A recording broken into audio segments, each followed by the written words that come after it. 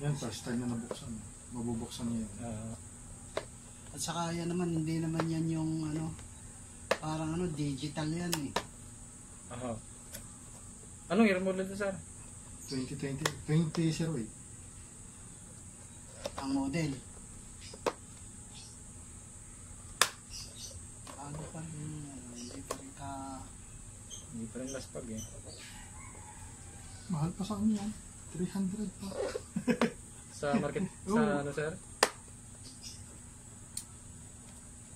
Hindi nababa ang presyo.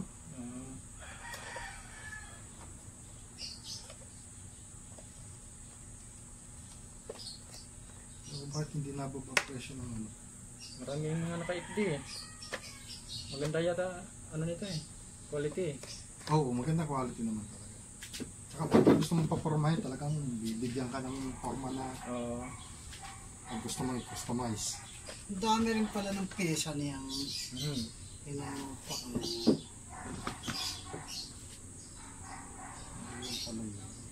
Ilan bang ano yan? Tatlong ano? Ito po, fuel, speedometer, tapos temperature. Kala, paano yung nandun sa panel board na ano isa? RPM. RPM at saka ano RPM yun. At saka opo, tapos yung mga indicator. May pala yung speedometer din ito? Opo. Yung mga warning. RPM yun, yung malaki? Opo. RPM yun. Yung mga warning indicator nandun sa ano, sa RPM.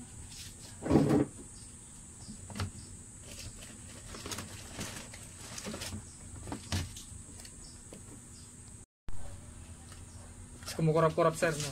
Kumukurap-kurap. Liliit pala niya. Maselan pala yan. Ano, may naglulos. Lost contact ng hinang? Opo. Ito, mga nag-angatan. Kaya pala kaya may magnifying glass kang ano. Maraming lost contact. Pero yung mga parts kaya wala nang papan. Meron po, may papalitan. Kasi nagba-blackout siya, sir, ba?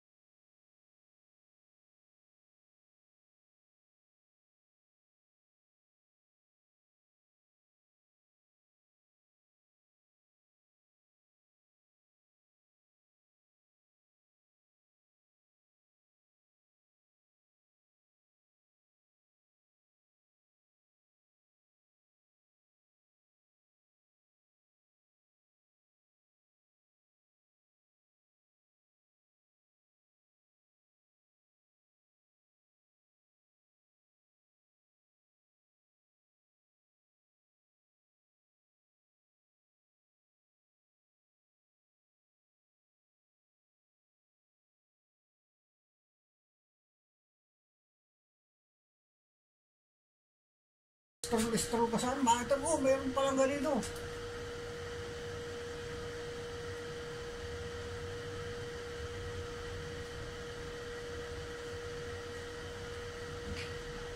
Maraming accessories na... Yan yung sa fuel.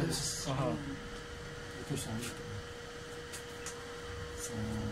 Yung gitna temperature. sa speedometer. Ah, yung gitna ba ano? yung gitna may ano eh. Ay baka yun may sa mga isila. Ay yung... Baka may kawang din. Siyempre.